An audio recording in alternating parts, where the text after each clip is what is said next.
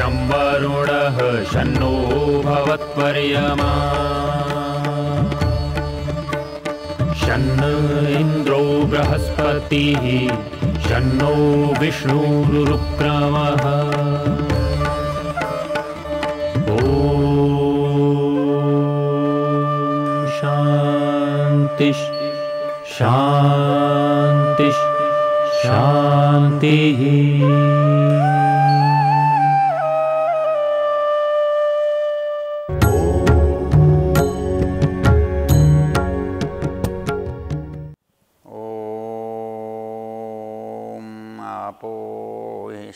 मयो भुवस्तान ऊर्जे दधातन महेरणाय चक्षसे शांति शांति शांति। हम इस वेद ज्ञान की चर्चा का समय है।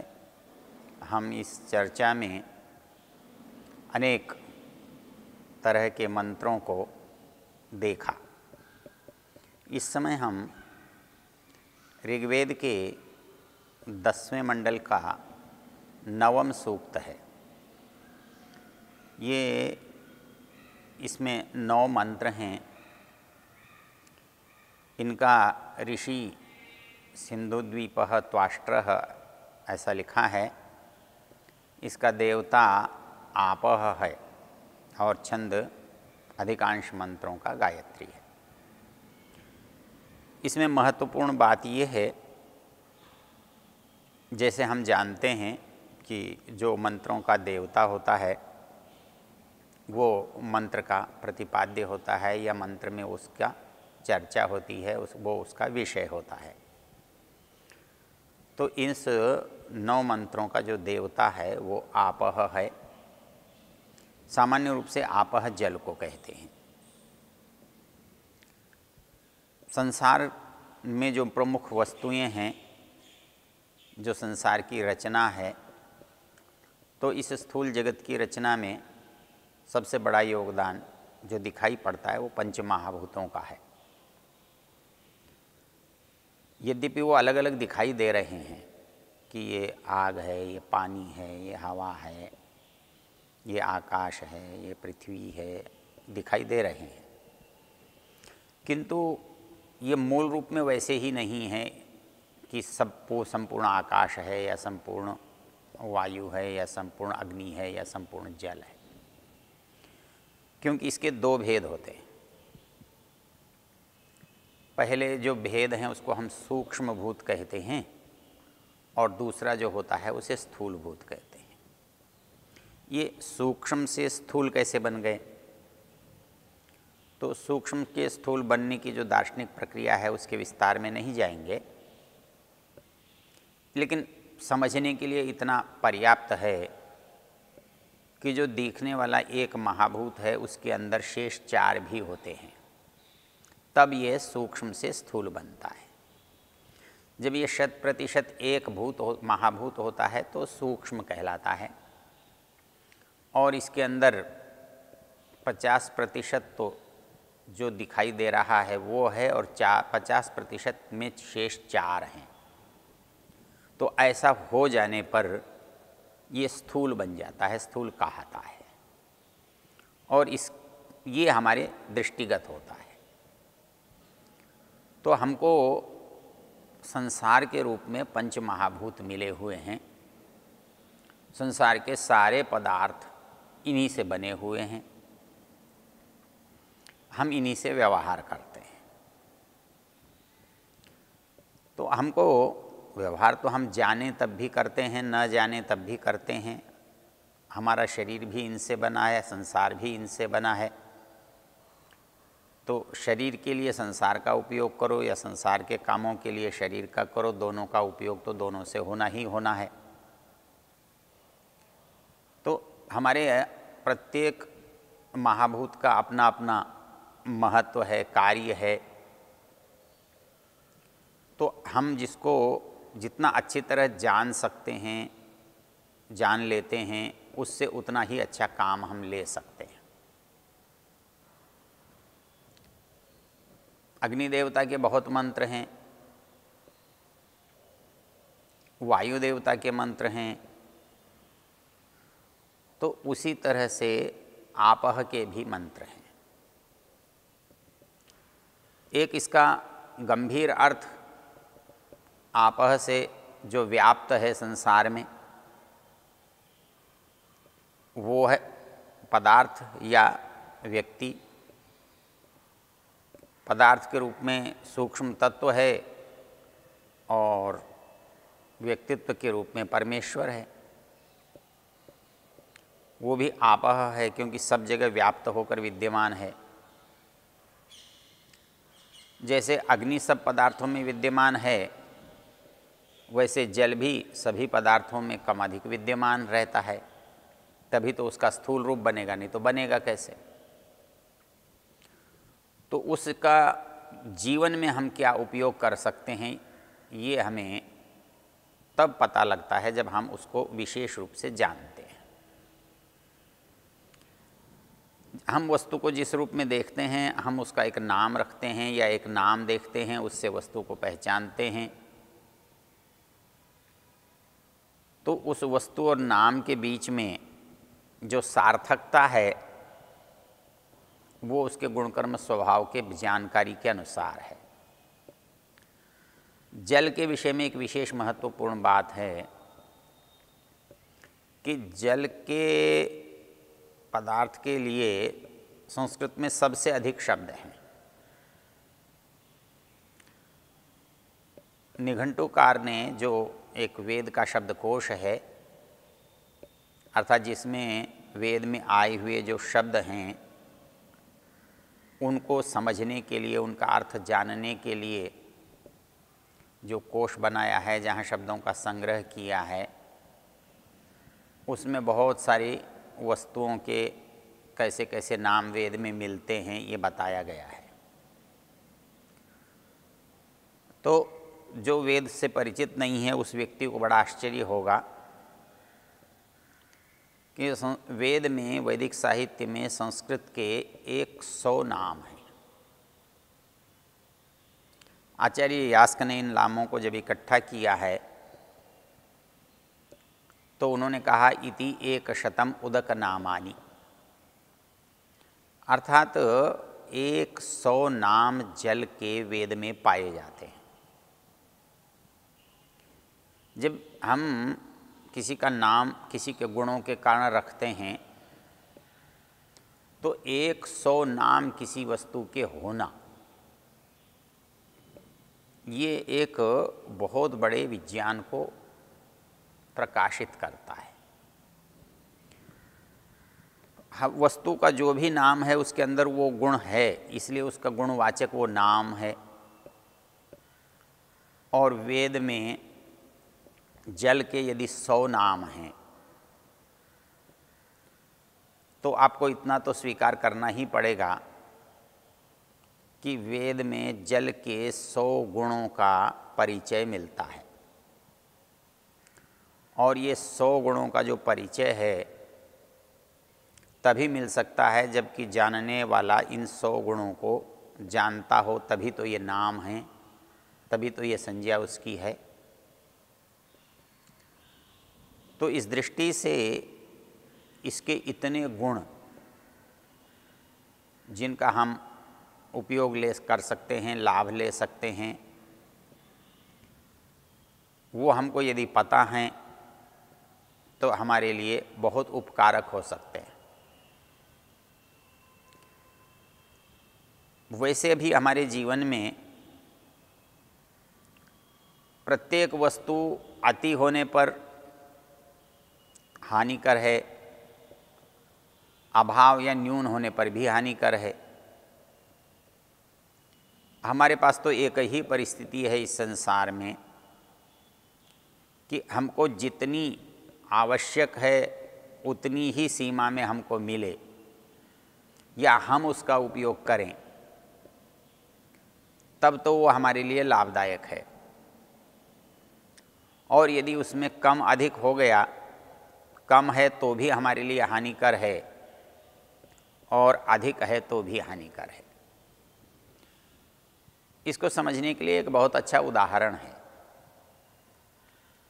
और वो उदाहरण ये है कि आचार्य चरक ने अपने चिकित्सा के ग्रंथ चरक संहिता में वस्तुओं का उपयोग कैसे करना चाहिए इस पर एक सिद्धांत बताया है।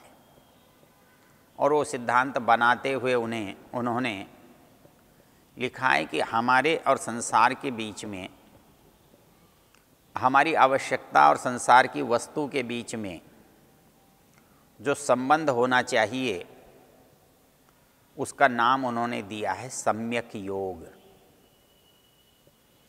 अर्थात कोई वस्तु हम अधिक मात्रा में ले सकते हैं, कम मात्रा में ले सकते हैं, बिना लिए काम चला सकते हैं, लेकिन वो जितनी परिस्थितियां होंगी वो उतने हमारे लिए हानि होगी, नुकसान होगा, कठिनाई होगी। उन्होंने इसका नाम दिया कि अधिक यदि हम किसी चीज़ का उपयोग कर रहे हैं तो वो अति योग कहलाता है, और यदि कम कर रहे हैं तो हीन योग कहलाता है, और हम बिल्कुल नहीं कर रहे हैं तो अयोग कहलाता है, और यदि किसी अन्य वस्तु के स्थान पर प्रयोग कर रहे हैं तो मिथ्या योग कहलाता है। तो एक परिस्थिति तो ठीक उपयोग की है, और 4 परिस्थितियां जो हैं वो हानिकर हैं, चाहे वो जल है, अग्नि है, वायु है, कुछ भी है। जैसे सूर्य का यदि प्रकाश है तो हम उसका अति उपयोग करेंगे तो हमारी चमड़ी जल जाएगी। हम अपने यदि उसका उपयोग नहीं करेंगे तो रोगी पड़ जाएंगे, नहीं होने पर मृत्यु हो जाएगी, हीन कम होने पर दुर्बलता होगी,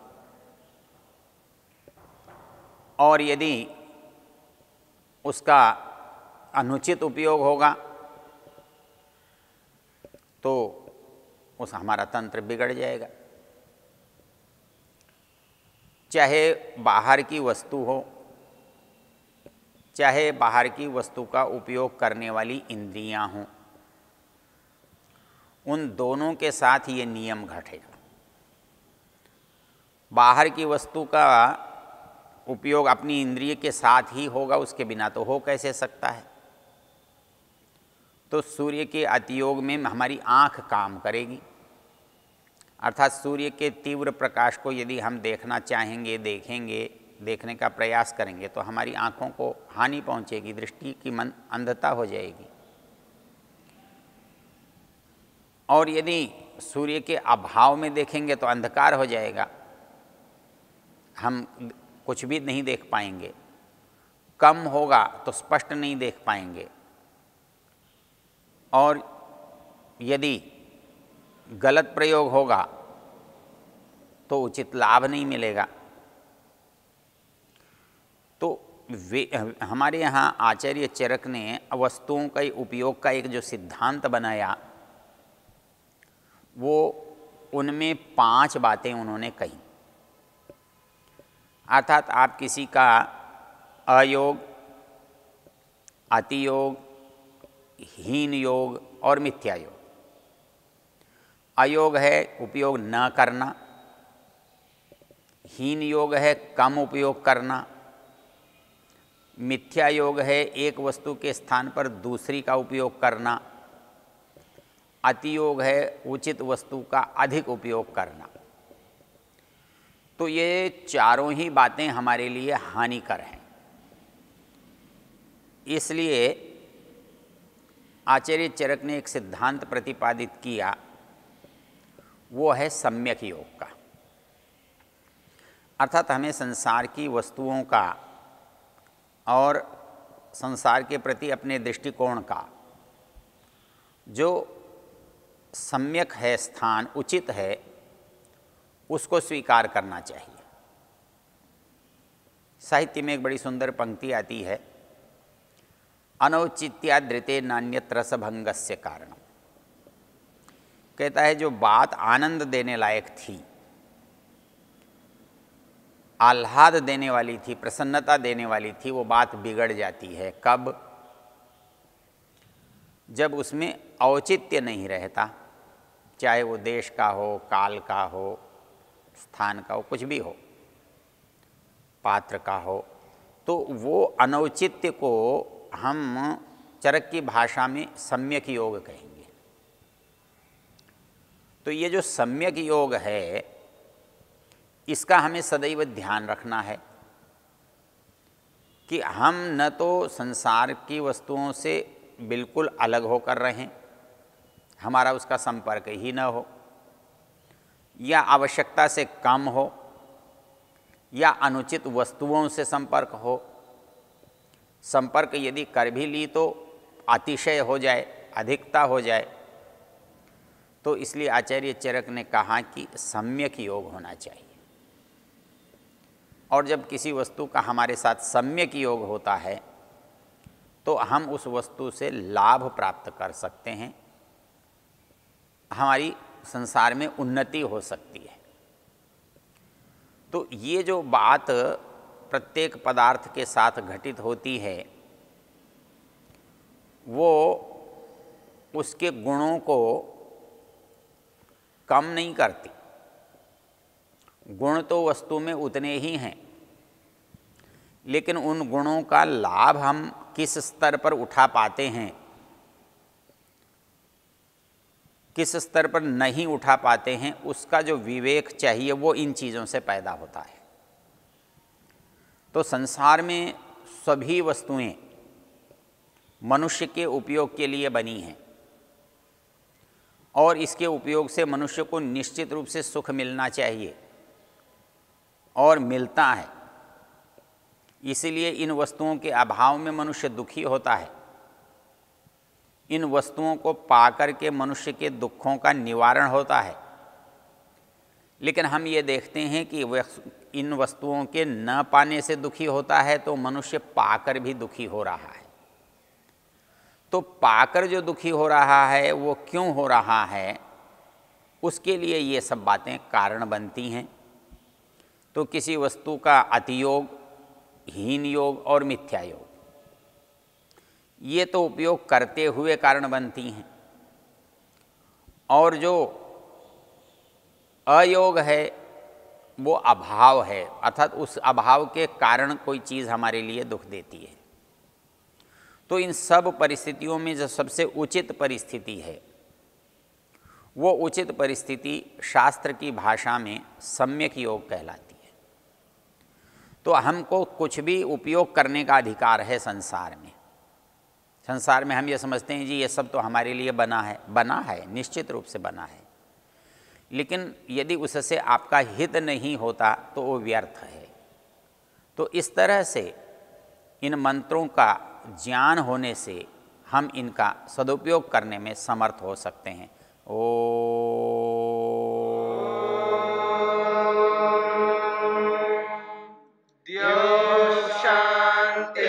शांतिरंतरिक्षं शांतिर्पृथिवी शांतिरापः शांतिरोषधयः